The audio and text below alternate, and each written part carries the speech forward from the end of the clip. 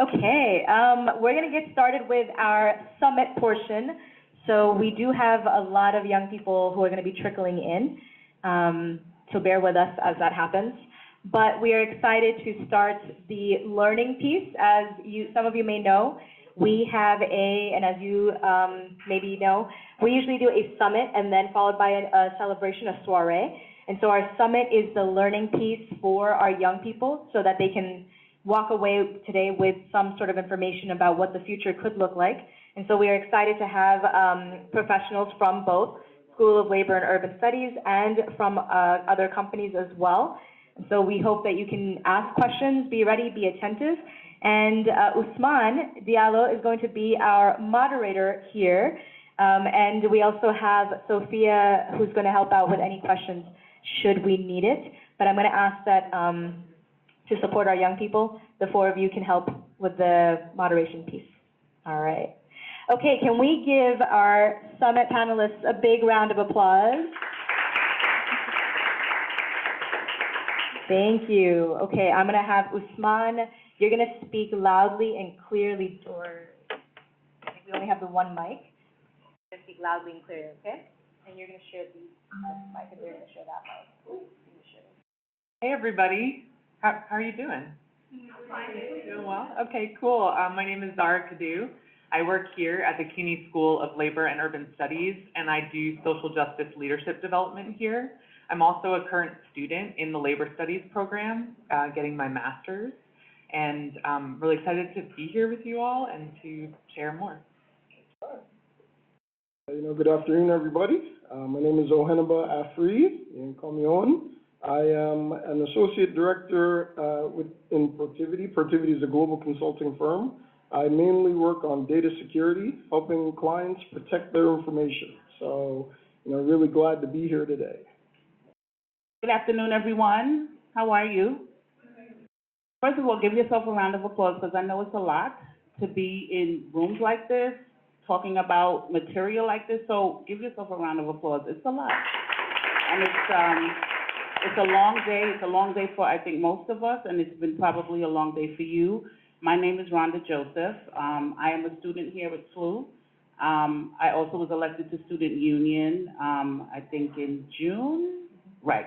And I work at the Department of Health. I'm a manager at the Department of Health, and that's a city agency.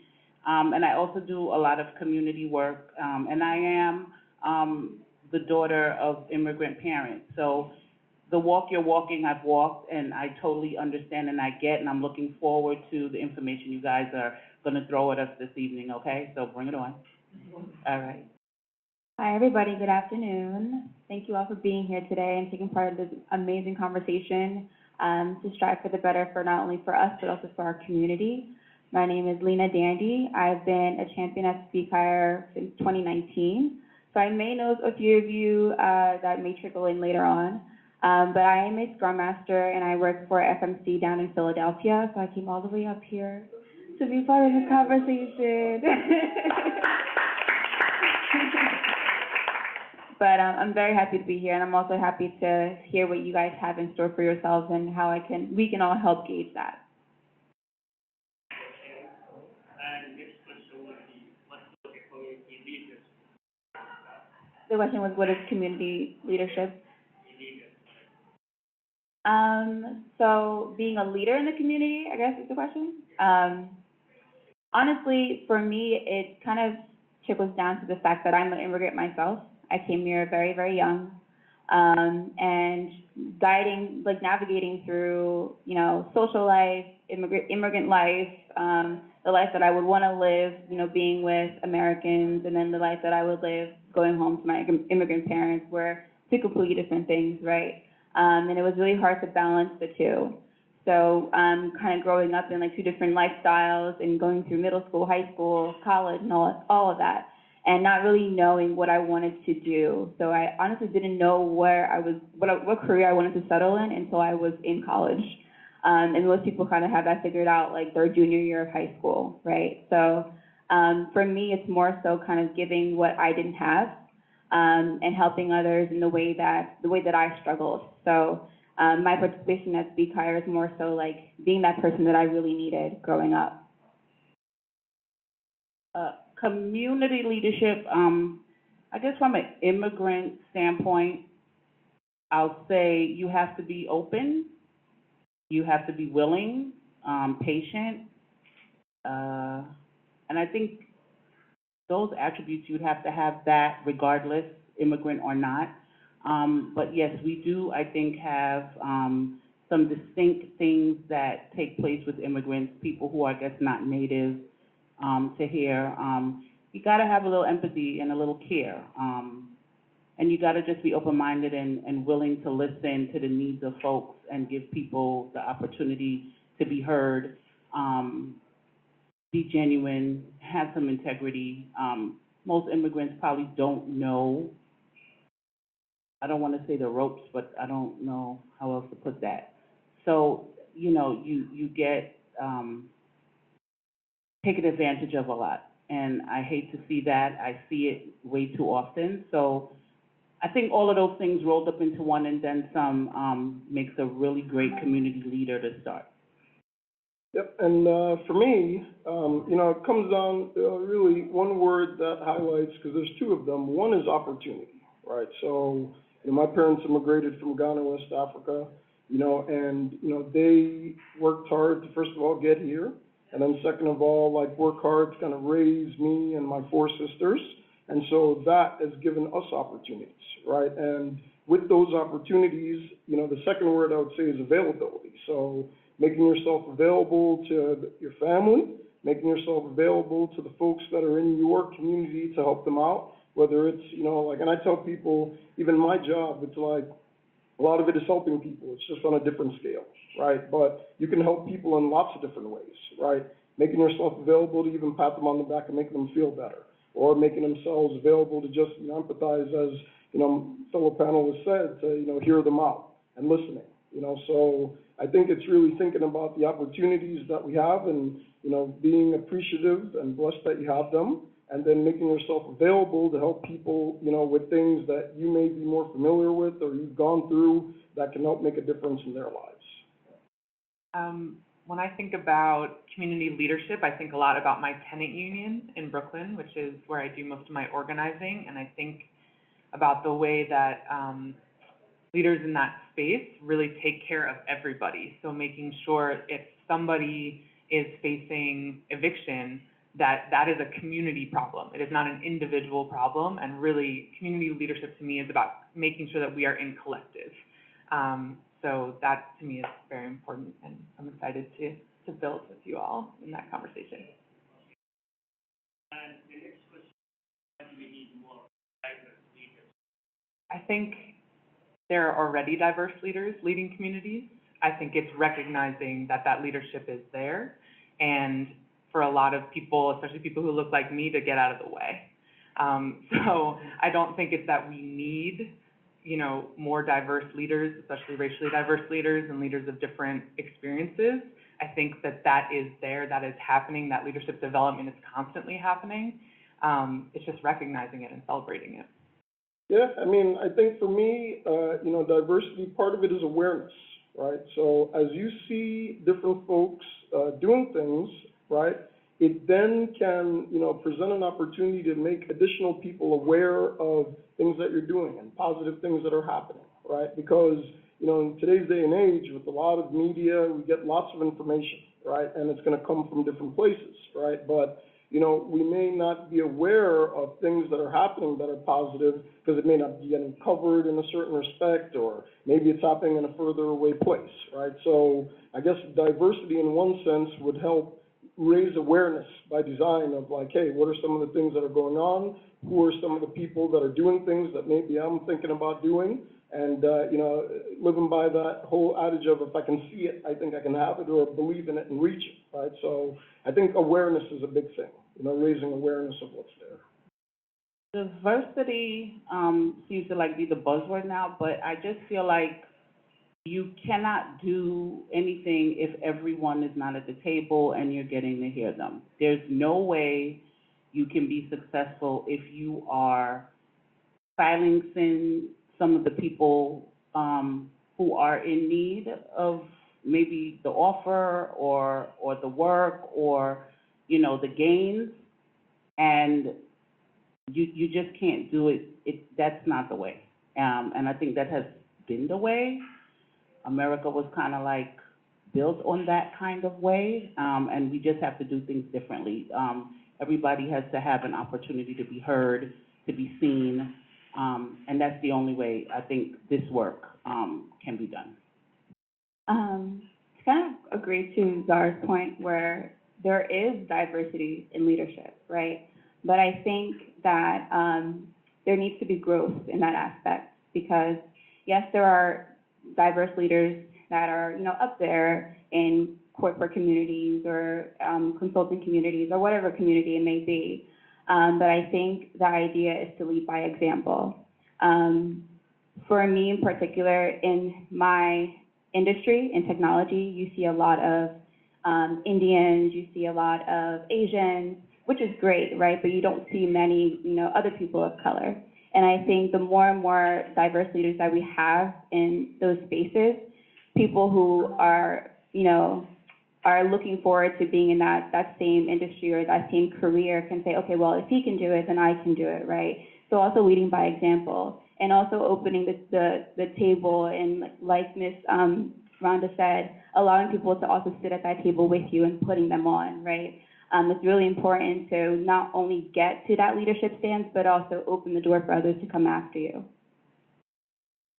You touched on awareness, In terms of teams, yeah.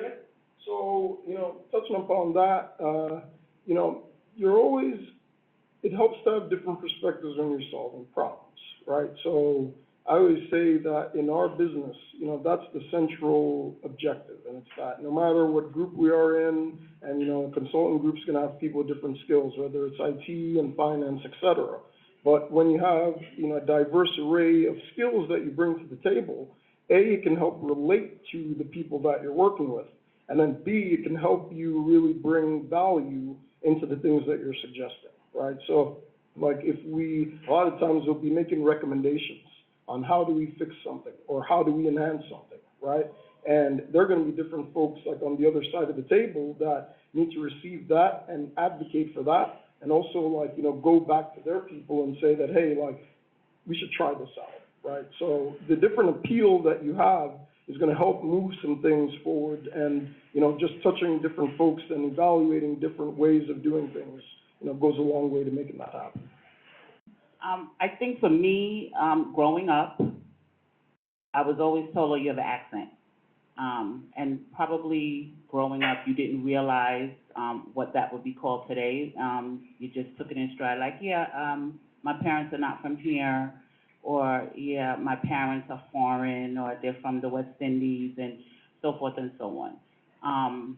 And then some people, oh, that's so intriguing, they're so excited to hear, oh, you're from someplace else.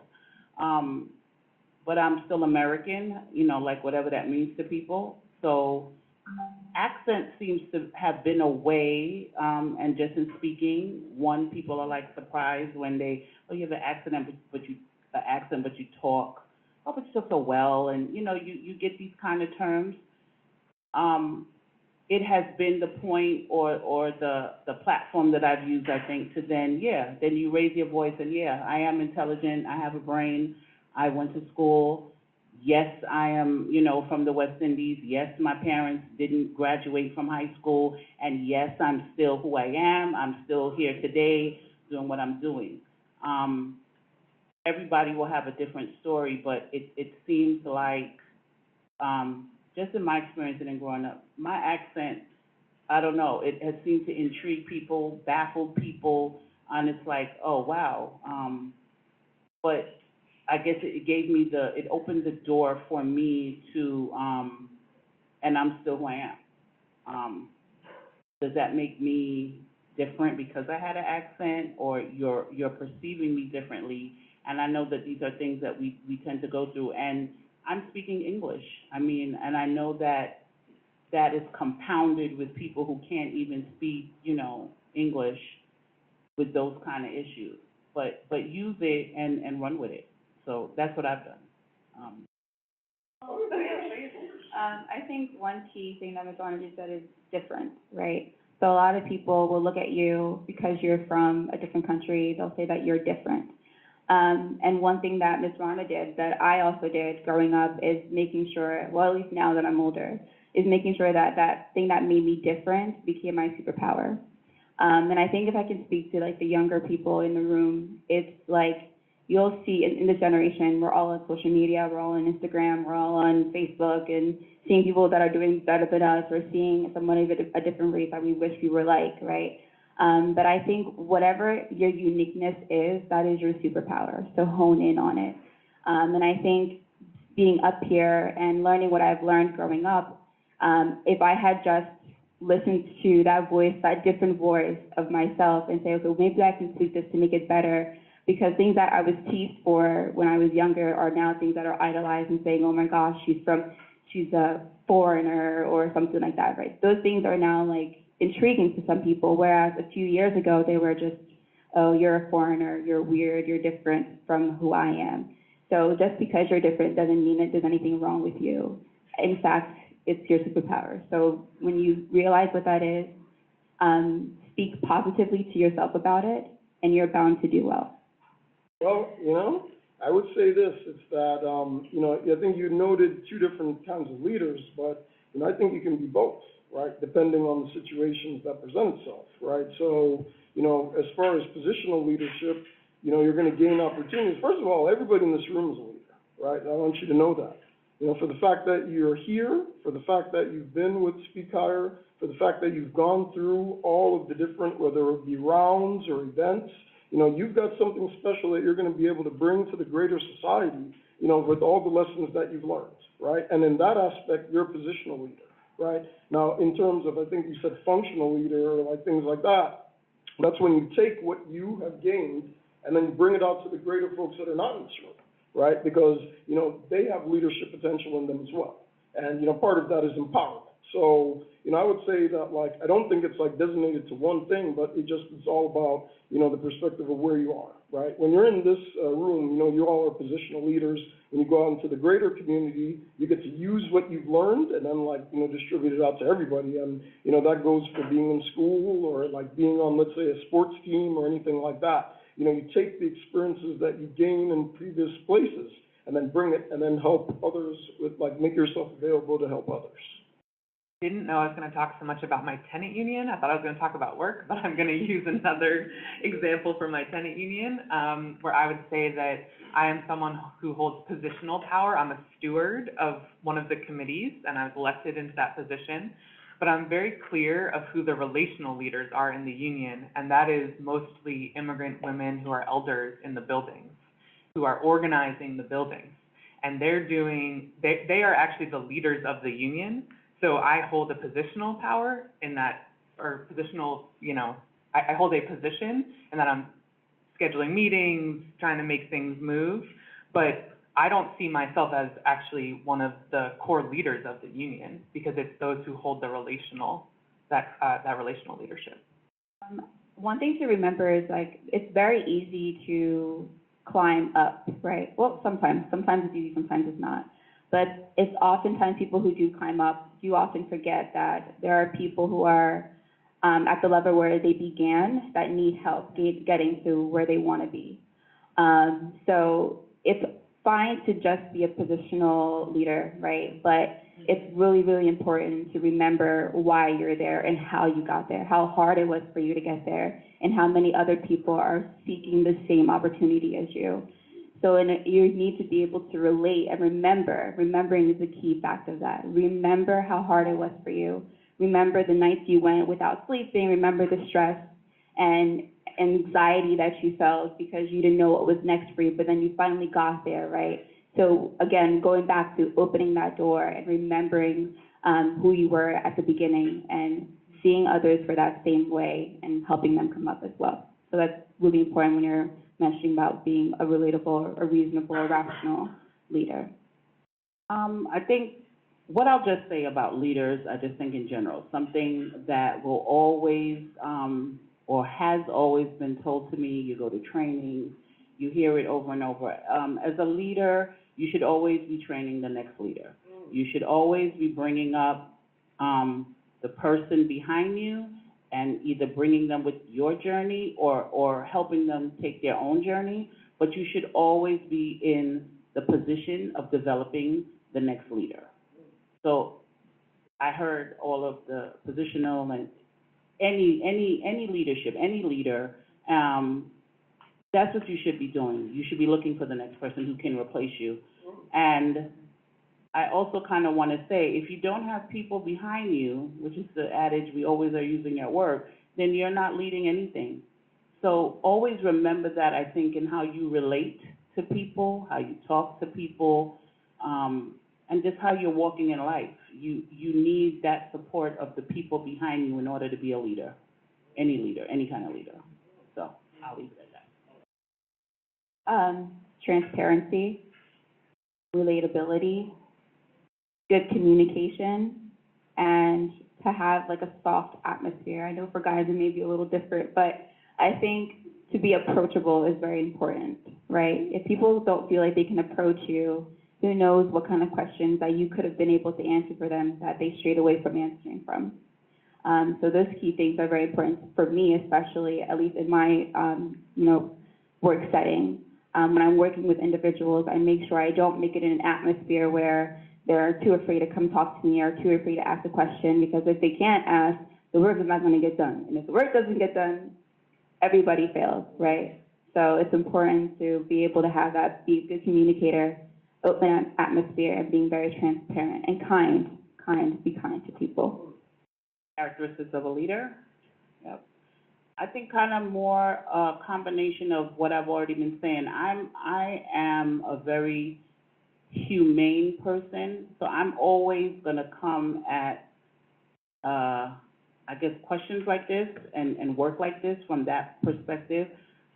You have to just treat people like people. You have to be humane. You have to be kind.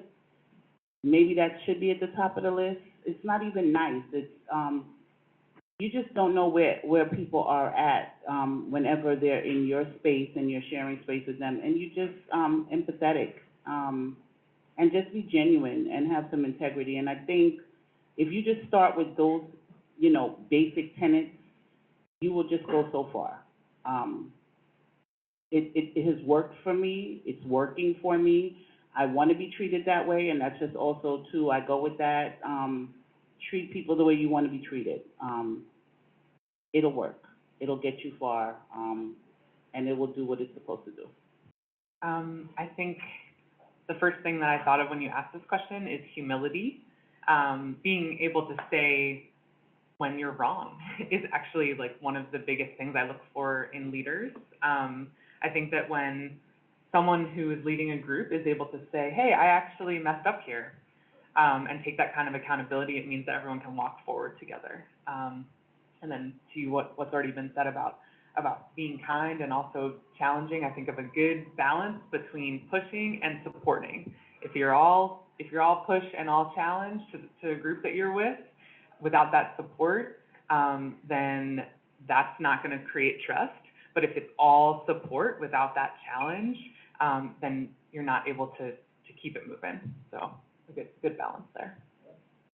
Yeah, I think great points, and I think I'll highlight the great example that I was talking about, leadership and finding somebody, to replace you. And I think a big part of that too is patience and understanding, right? Because, wherever we're at, when we were given opportunities, somebody was patient for us, right?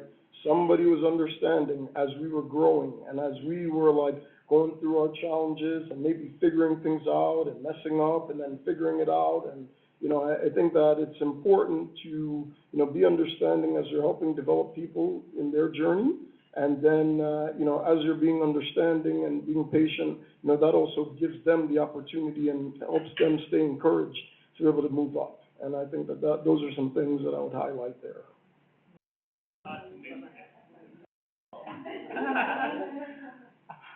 Hello, everybody. My name is Isha. I'm sorry. My apologies. I'm late. And, I just saw the conversation about the future of our work. If you can tell me the force I had that I just ran from Brian. I'm really sorry. Yeah, go ahead for the question. Recommendation for Well, I do not work as a community leader, but I am, by profession, I'm a project advocate for the Department of Building. So I usually work with the entire New York City, all the applicants who does building jobs, like it can be contractor, it can be owner, it can be architect. And as a community leader, what I can tell that they have to be persistent and perseverance and always present with their people, and a very good listener because they have to listen, and because as we are working with the planning a lot of times, and you can tell from the New York City that how much zoning changes are happening. These are all a part of the community leaders though, because they are the leaders, so they have to decide what's good and what is bad for their community. Because a lot of zoning changes are happening, and that is not good. And I think as a part of SLU, I can tell maybe the community leaders are not present the way I want them to be present, but as a part of the public service, I can tell it's fine, everybody's present. You know what I mean? So, yeah, that's what I can say. I think what I would say is, I think what I would say is kind of accumulation of what we were all saying here. To be a great community leader, just remember where you come from. It's just, I don't think I can really repeat that any more than as many times we've already said it here. Remember where you come from. Remember that there are people behind you, and they may not even be in the U.S. They may be back home, wherever you're from, naturally. So when you get to that position, don't just think, okay, I made it, I'm here, nothing to worry about. You have so much to worry about. You have people who are looking up to you. You have your younger generation that's looking up to you, your brothers, your sisters, your friends, people who are having a difficult time in life, right? Being that person, that advocate for them. Often people get to a position of power, they're like, I made it, right? And then forget about the difficulties that they face getting to that position, right? So just remembering that. Remember where you come from, remember who you are, and the money should not be able to change that from you. Last question before you any temporary The journey, really, you're in progress of that journey. I think I really, your previous question, when I thought about it, the answers I was gonna give is faith and courage, right? Because it's a challenge, right? Life is gonna be challenging at times, right? And, you're gonna have some periods of doubt, but, you have to have faith and courage that, first of all, you got here, and that's a big deal, and everybody in this room, has gone through, things in their lives that have brought them to the present. And, you all are a success story, right? And, part of that is having faith in yourself, right? And, no matter who, you kind of look up to and you're getting inspired by different people, they all are, going through some of the similar struggles that you are. Maybe they woke up and then they, didn't have a good morning, or like they didn't get a chance to eat because they were in a rush, right? But, you go throughout your day and you have faith in yourself, and, be courageous to, take chances and take risks and, take advantage of opportunities. And, you'll be amazed at the kind of greatness that comes about. So, everybody in this room, I want you to know that you're winners, right? And, definitely keep believing in yourself and have courage. Yeah. I think your question of how do you lead yourself is, I think it's a question of if you embrace being on like a lifelong journey of learning and seeing yourself as a learner, which I still do. I'm in my late 30s, and I have the pleasure of mentoring people who are younger than me, and I'm also being mentored by elders, right? And I see that as part of just like a development journey, and it's always continuous. And then to this question of thinking about like advice for community leaders, I'm always thinking about how we build power. So I'm thinking about how we build labor power. I'm thinking about how we build power as tenants, how we build power as immigrants, right? Like, how do we do this so that we are building collective power together? And so that is a question that I would recommend always asking. I want to say, be kind to yourself. The same, I think, things you do for people, you must do for yourself. Have a goal, have a plan, stick to it, and when you go off course, it's not the end of the world. You recalibrate, you know, readjust, and then you get yourself back on target. That would be the best way, I would say, to lead yourself. Now, I know everyone has a different walk and talk and things that you're going through and obligations and, you know, all of that going on, but you gotta put yourself first at some point in time. And if things go wrong, you just step back and reassess, recalibrate, and pick yourself up. And don't kill yourself. It's not the end of the world. Don't give up. Don't say, and I know you guys are always hearing that, you know, dream and all of that. Yes, but it's hard work. Whatever it is that you're going to do, I don't know about the dreaming and it will happen, and I don't know. It's hard work. And I think things are getting harder. And it's 1,000 times harder for immigrants.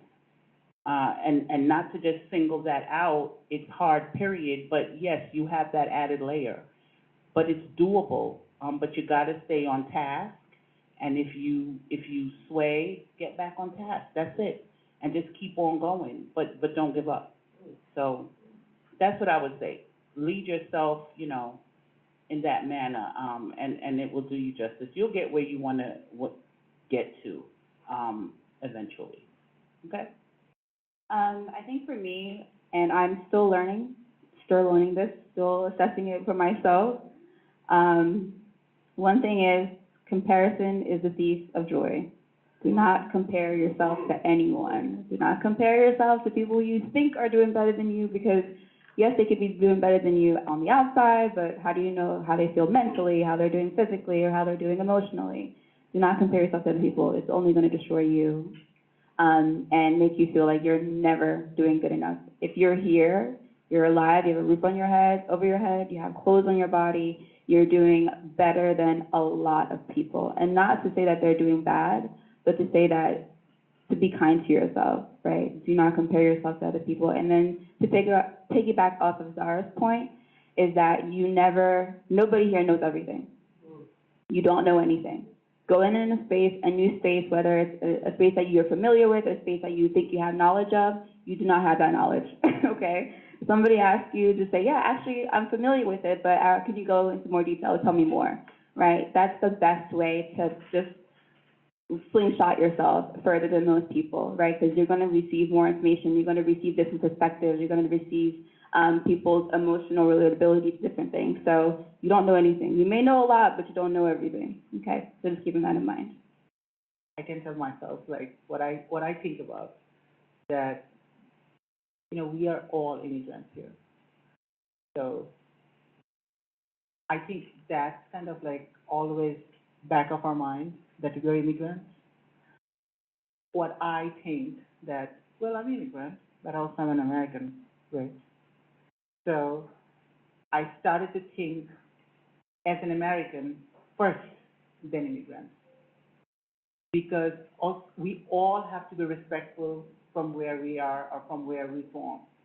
But we also have to believe that we are Americans, all here. So, because I saw from my workplace, because if you're not think that you belong here, then it's very difficult to sustain, or it's difficult to, you know what I mean? It's very difficult to grow. So first you need to think that I belong here. I'm immigrant, but I do belong here. I do vote. I can choose my person. I can work for the city. I can work for the private. I can go and I can talk. If you do not think that way, I can tell myself that I'm not going to grow. So I think, okay, wherever you're from, I can be from India, or I can be from Bangladesh, or I can be from Egypt, or whoever, doesn't matter. You here, you're American. Period. Now we work with anyone that has a question. Well, I would say life is a blessing, because it's all the above, right? Like, it's going to be a mix of challenges, it's going to be a mix of, joys, it's going to be a mix of, really, like, feeling satisfied that you got things done, and feeling sad that, there's certain things that you wanted to get done that it's not, right? But I think you need to embrace it, right? Like, I think that, I go back to what I said about faith, because it's going to be a mix of everything. Even in my everyday job, it's like, there's a mix of things. I'm a director, I supervise a number of people, so, there's gonna be different kinds of meetings you're in, there's gonna be different kinds of people that you're dealing with, but embrace who you are, right? And if you embrace who you are, then you're gonna be able to walk into the challenges with your head up. You're going to be able to feel proud of yourself when things get better, right? And then you can have faith in yourself when there are hard things that you're trying to accomplish, and it's like it takes some courage to be able to say, okay, I'm gonna take that chance and do it, right? So, I think to answer your question, yeah, it's like, I wouldn't just say it's hard, it's everything, because it's hard sometimes, and it's happy sometimes, and, I'm happy to be here with y'all, so that's an example of things right there, yeah. I agree, totally. And yes, it was hard. Yes, it was hard, it's hard, it will be hard. Yes, but you gotta stay the course. If you're passionate about whatever it is you're going after, you're gonna get there. So just always remember that. Is it a dream in your heart, and I'm like, oh, I wanna do that, and I'm gonna do it, then let that be that for you, and keep on pursuing it. But yes, it's hard, it's expensive, it's tiring, it's draining. If you have children, if you have a mortgage, if you have, payment, it's hard. And don't let anyone tell you it's not. It is. But if it's for you, and that is what you want to do, you're going to do it. Trust me, you're going to do it. If you're living in your parents' house, stay there. Stay there. Don't go anywhere. Don't. And also, don't be afraid of change. It's okay to change. Yeah.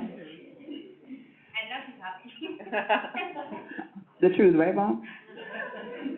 Yeah, I would say also about change, I have changed what I'm doing many times. So I think I went into professional life thinking, oh, I'm starting a career, and this is my career, and I'm on a path. And I've actually changed. I used to work in education. I've worked with youth. I've now worked with adults. I've owned my own business. I have had times where I was financially okay and times where I couldn't make the rent, right? So I've had all these various different things, but each thing has led me to something else. And so often in different positions I've held, they say, wow, we actually like that you've had all these different experiences. We like that you've been in these different spaces. So, but if you told me that when I was starting out, when I was, 20, I would have been like, oh, I'm supposed to get one job and keep it, right? But that was not true for me, and I would say is not true for a lot of people, and that can feel scary, and at different times it was hard, but I have found it's a blessing, because it enables me to say, okay, what am I learning? Where am I pulled? What do I want to do next? What do I want to do with what I just learned? And that has made it a more fun, albeit challenging and hard journey. Hard? Hell yeah. Tell me about it. But you know what I learned from my life, that do not ever, afraid of failing. That's the best thing. Well, I'm still failing, which is good, okay? Because if you don't fail, then you will not feel the test of success. So, and yeah, hard, of course, it is still hard. And it's gonna be harder, I guess, but it's okay. Challenges are good. It's always, and I love challenges, so. Yeah, great. Yeah. Great. I'm very happy with what I am right now, because I can lead the way I wanted to lead, always. And, it's because it's always difficult for a person who is intersectional and who has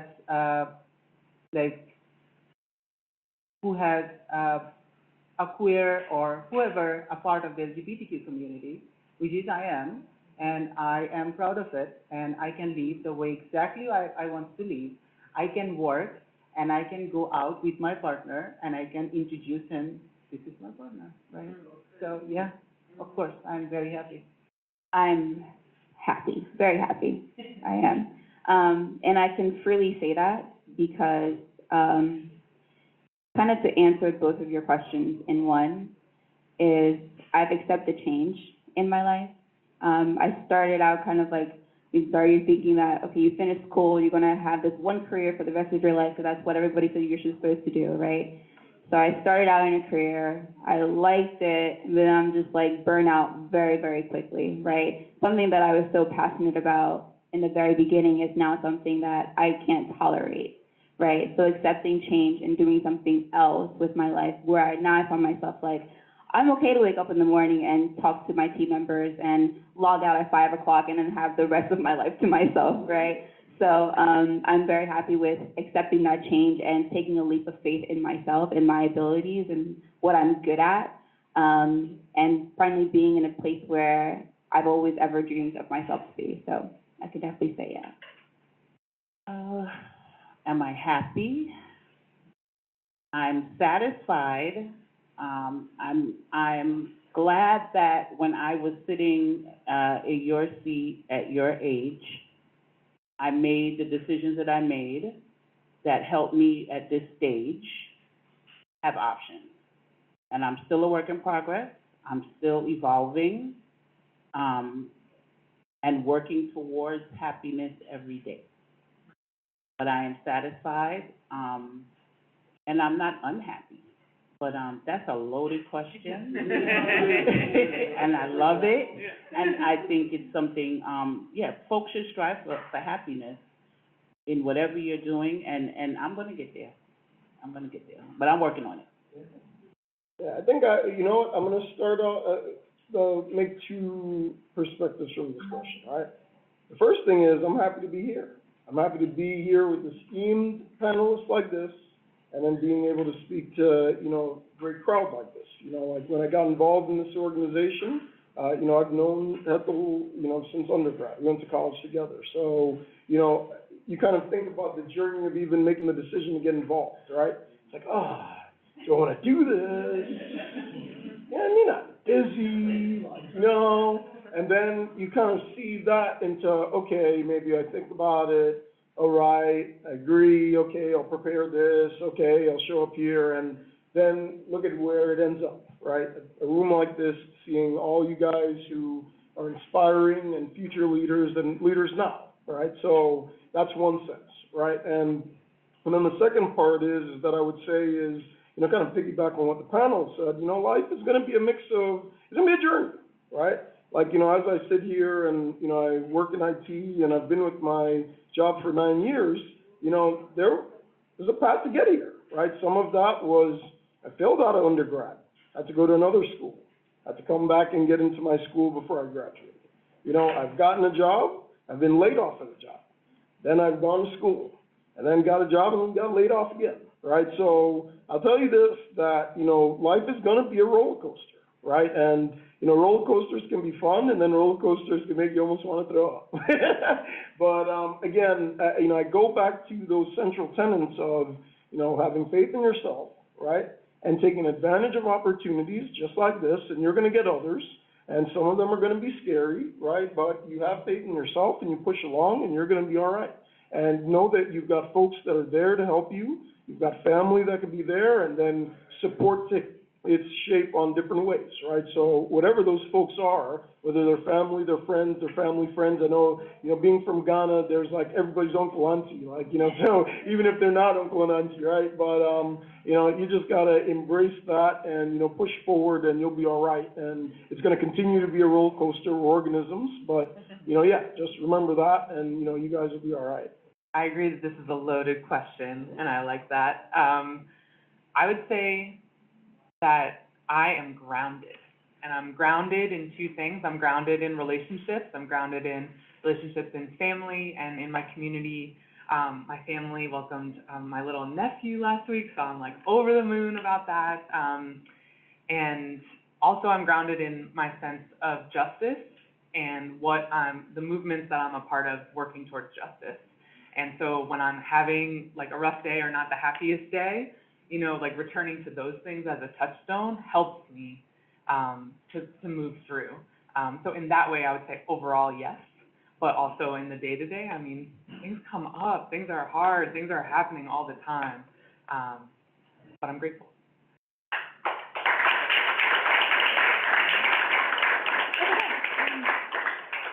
I didn't know when to end that conversation. That was a riveting conversation. We have you casting upstairs as well, so I was able to hear the whole thing. So I'm sure you all have more questions. Do you have more questions? I heard a lot of questions already. If you do, great. We have a social hour. So we like to do alliteration at Speakhire. So now it's the Speakhire Social Hour, Speakhire Summit, Speakhire Social, and then the Speakhire Soiree. We have food, some beverages, and some snacks outside for you. So please join us. You can use the terrace as well, and you can mingle and network. And all of my Speakhire alum, let's work on your networking skills, okay? And practice your networking skills. And with these amazing, incredible panelists. One more big round of applause for the panelists, please.